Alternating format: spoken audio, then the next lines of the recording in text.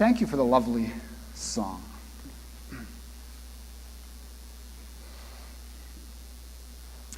Simply beautiful. Today is the gospel story of the miracle of 5 loaves, little loaves, and 2 fish sticks. That's about the size they were, fish sticks, little sardines. The New Testament, interestingly enough, never uses the word miracle. The New Testament uses words such as dunamos in the Greek, a word that means a work of power, dunamos, where we get our word dynamite. Or it uses the word teros, meaning a wonder or marvel. Or the word that we heard today that John, the gospel writer, John uses so often. It's simios, which means a sign. What does it mean to call a miracle a sign? Well, signposts are very important, aren't they? I know I ran into one once on my bicycle. It was, "Welcome to Croswell," it said, and I ran right into the sign on my bike. Never did find out if anybody saw me or not.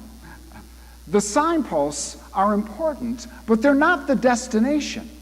They point the way to the destination. So I think our gospel story this morning is a signpost. And it's pointing to Jesus, to who he is and why he came and how it affects us.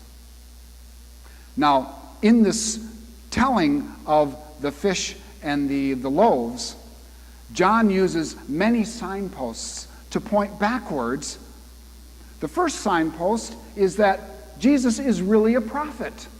He writes his story in the way that the people who read it at that time would know this.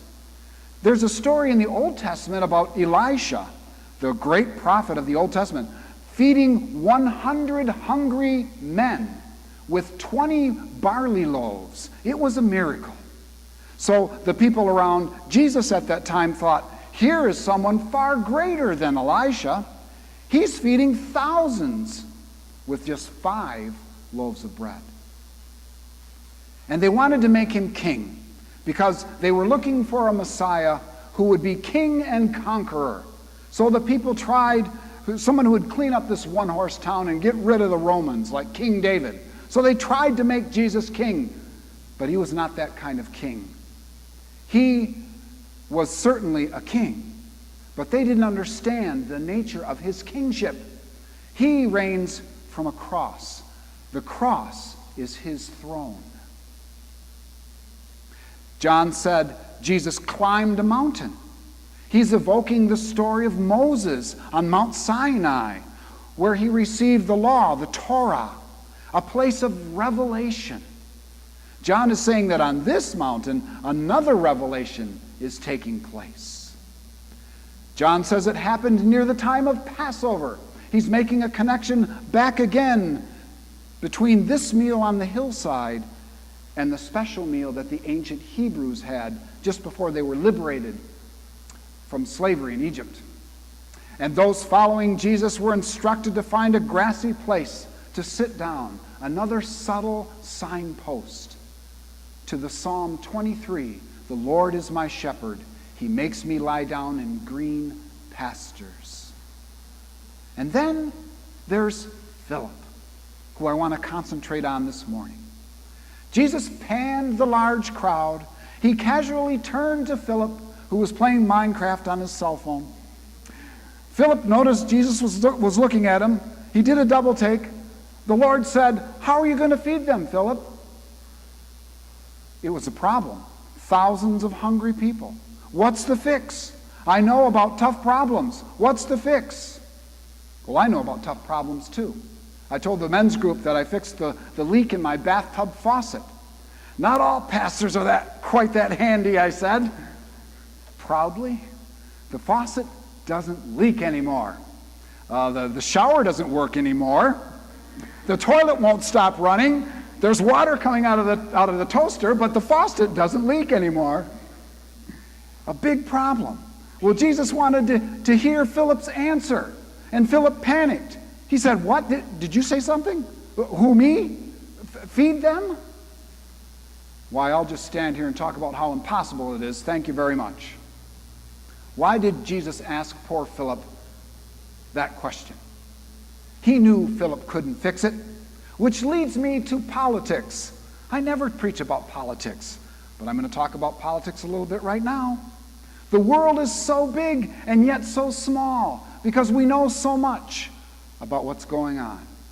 We have our opinions on immigration, foreign policy, the economy, trade tariffs, infrastructure, environmental issues, justice issues, Democrat and Republican issues. And it's good to have strong feelings and passion for what we believe is right. But what are you going to do about it? What? Who, me? Why, it's impossible. All the problems in the world? People are talking and complaining. You hear it on the 24-hour news. Talk shows, blogs, Facebook, Twitter, in auto shops and coffee shops.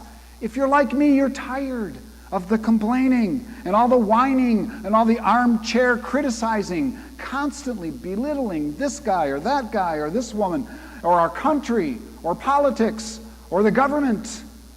This is not the way forward. Yes, these are turbulent times, but what are you going to do about it? Are you going to fix it? Mother Teresa once said that not all of us can do great things, but we can do small things with great love. So I don't care if you're Republican or Democrat, if you're not helping to make the world right, then stop complaining about it being wrong. Doing small things with great love is about tapping into our better selves, keeping us together in a time of great division. It's about not being enemies or hating one another. It's simple. Commit to small acts of great kindness because it is better to do good than to argue about it. Volunteering at the food pantry is something we can do. Visiting the folks at Masonville is something we can do. Mentoring a child at Lions Roar or the 4-H is something we can do. Sending a card to a grieving person, reading a book to an elderly woman, doing the dishes of an overworked mom, giving someone a ride to the doctor, delivering a casserole with a bouquet of flowers to a sick neighbor. It may not clarify the Russian investigation, but it's something we can do. You'll be hearing more about Stephen ministry, one-on-one sharing with God, with others, God's love. That's something you can do. We can plant a tree, we can plant a seed of hope in someone who's despairing. Or we can all meet at the duck pond over there and pick up trash. Maybe we didn't repair the North Korean relationship, but it's something we did that's good. We didn't just sit around and complain. Because if God is in you, then God will work through you. This is the new politics in the face of great challenges and turbulent times. Do something good, no matter how small. Can you imagine the chain reaction to that positive energy? Goodwill instead of good grief. Why, even the politicians may take notice and learn something. And that's why Jesus turned to Philip and basically said, what are you going to do about this big problem? All Jesus wanted was for Philip to give him what little he had, and it would have been enough. But then our hero, Andrew, with his long red cape, Andrew stepped in and he said, I have something small to offer. There's a kid here, he's got a couple of little fish sticks and some bread. It's a little thing, but a little is always a lot in Jesus' hands. And the multitude was fed. Now, the miracle of the loaves and the fish could be many things, and I believe in miracles, but let me just leave you with this one interpretation. Perhaps the large crowd already possessed supplies for their journey. After all, they weren't like us. They didn't just hop in their Honda CRVs and take off. There was no Dickey's barbecue on the corner. That hadn't even been invented yet. They most likely had food with them. But it may be that none would produce what he had, for he selfishly and very humanly wished to keep it for himself. It could be that Jesus, with his rare smile and contagious faith, lifted the boy's meager offering of 5 loaves and 2 fish sticks and thanked God for it and shared it out.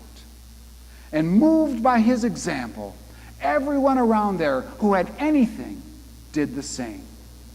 And in the end, there was enough for all.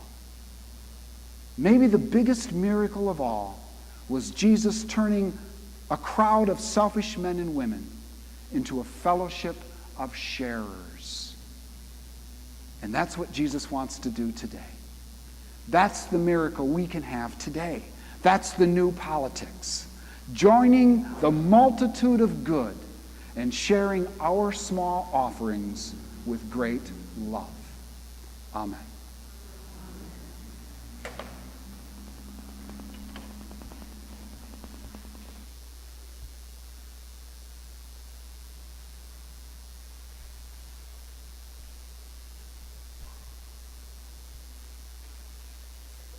Please join me in the